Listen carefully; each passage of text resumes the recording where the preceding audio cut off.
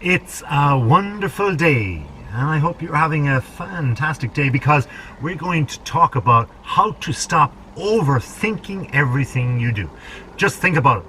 Well, don't really think about it. Why not just watch and listen and learn about it for now? Because if we're overthinking, we need to cease the thought process for now.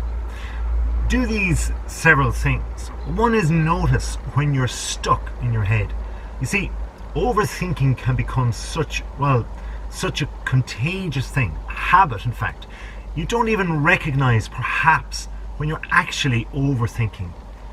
You're paying attention maybe to the way you think so you can become, more aware of the problem. Now there's a point where awareness is wonderful and then overthinking is just its ugly cousin.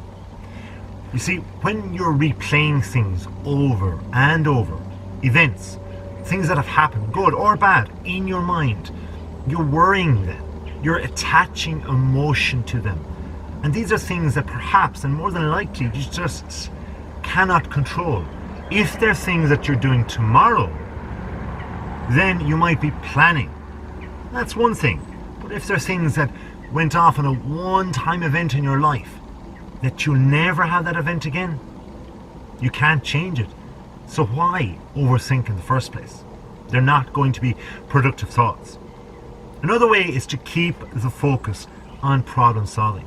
So in that last example, that if you have something that you can do tomorrow, something next week, if it's something that is a wonderful thing for you to do, something that you have really prepared for.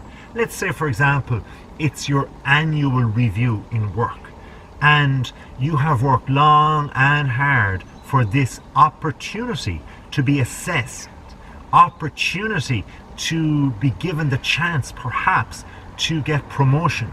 Then you have earned it. Tomorrow is your big day.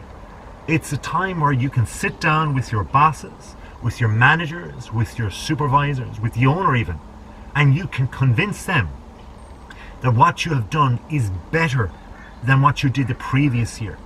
Tomorrow is the time that you're going to be rewarded. That is a good problem-solving way of thinking. If you are going to prove yourself tomorrow, if you're preparing for what you're doing, that means you're planning. You're problem-solving for something that can lead you to be productive and be rewarded tomorrow. But in the previous example, if it's a thing that is something that was a once-off thing, for example, a friend who's very old and has promised you, they're just going to get married once, and you meet somebody from a different country that you'll never meet again. You meet them at that friend's wedding and you realize you should have said something to them. That can become a huge regret, and years later you can stop and ponder, and this thought process can lead into that regretful state. And this is where the energy, the emotion is attached to the thought, the regretful thought. So we need to distinguish between the problem solving and the actual regretful thought. Another thing you need to do is to challenge your thoughts. You see, it's really easy to get carried away with being negative in our thinking. Today is a wonderfully sunny day. It's bright. The birds are singing. It's the opposite of negative thoughts. We need to challenge your thoughts though, even on a fine, nice, sunny day, where you can then compare your thoughts from that day to a negative day, a day when you weren't thinking so brightly after all. So before you conclude that, say, calling in sick for a workplace is going to actually get you the sack, get you fired or put out of that position, or that perhaps forgetting like your deadline will actually get you into such a place like homelessness, stop a little and just think of the logic behind your thoughts. Check yourself, challenge your thoughts, be in the moment. You need to also schedule time for reflection. Today is a wonderful day, right here, right now where I am. As much as I'm giving you this wonderful video, and it is a wonderful video, I'll tell you that, because there's a lot of thoughts, positive production thoughts gone behind this video. a lot of preparation, because we're talking about a positive thing, how to avoid all these negative thoughts. You need to schedule a time for reflection. If I wasn't doing what I'm doing right now, it would be fantastic to use this moment to reflect upon how I am thinking as a person. By reflecting upon how I'm thinking, I can begin to simply list off my negative thoughts as opposed to my positive thoughts. If I can get those thoughts in line and realize how many, if I just simplify it like that, how many thoughts there are that are negative as opposed to how many thoughts there are in my mind or in my behavior that are positive, then I can clearly compare. So schedule time for reflection. It need only be 5 minutes of a day. It need only be 5 minutes once in a week or two. But by scheduling a thought, you can then get that time, those 5 minutes, for all of your thoughts even, for reflection. The next one is to learn mindfulness skills. Now, are we going to go into a Buddha-like state right now? No, not exactly.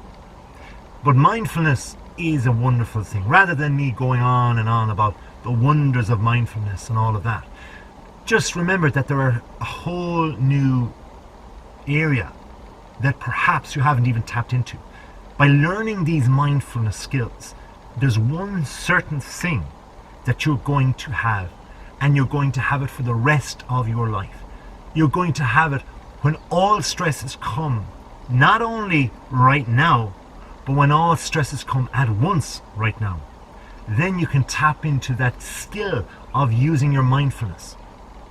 So by learning mindfulness skills, you are actually giving yourself a breath in the moment. You're giving yourself time to comprehend even the worst thing or the worst collection of things. You can actually separate them in your mind in the moment of all of this happening and deal with things, problem solve one by one. Change the channel. We spoke about mindfulness, focusing now on meditative things. Meditating about a positive outcome can actually help to block the confusing or negative thoughts. So what I'm trying to say here is, if I only say one word, meditation, and I say it again, meditation, and I say it again, meditation, what have you thought about? Perhaps, definitely, meditation, of course. You thought about meditation because I said meditation 3 times. If I say a word very sparsely, and then I say another word and a collection of words called sentences, then I am going from one quick thought to another quick thought. But if I slow down and speak about meditation, then you're going to think about one thing. You're changing the channel of your thought process to one thing. In many ways, that's what mindfulness is also. This is going to help you and steer you away from worry, because when you're thinking about one thing or one word or one image, you're not thinking about all the other things that is causing you anxiety in the first place. There are also other ways that you can really achieve the positive from the negative in this way, and that's let go of control. Now, I know that this sounds a little bit contradictory, but if you actually let go, sometimes you think that the only way something is going to get done correctly is if you go and do it. Now that puts way too much responsibility on your shoulders for everything that you try to achieve. Instead though, you have to understand that it's not always needed or required for you to be completely in control. Sometimes you need to just let mistakes happen, and just like you're dusting the floor, like you're maybe mopping the floor, or even better, if you're sweeping the floor, sweep it up after the dirt happens, and then just pick it up. Pick up the thoughts, negative, the fragments perhaps, negative, whatever has happened, the dust on the ground, whatever has happened, pick it up, analyze it a little bit, and then go forward, then gain your control. Sometimes you just need to let things be. Surround yourself with positive people. This is always a positive thing. Who are positive people though? That's a whole new thought process. Perhaps the person that is positive for right now, this moment. Think of yourself going to a musical concert. You're going to a musical concert because you love the musician or the band. That is a wonderful thing to do. You love that band, and suddenly you're in that crowd, you're chanting the song, you're clapping your hands above your head, you're loving the moment, you're looking around, you see everybody that's positive with you, but you can't find your friends.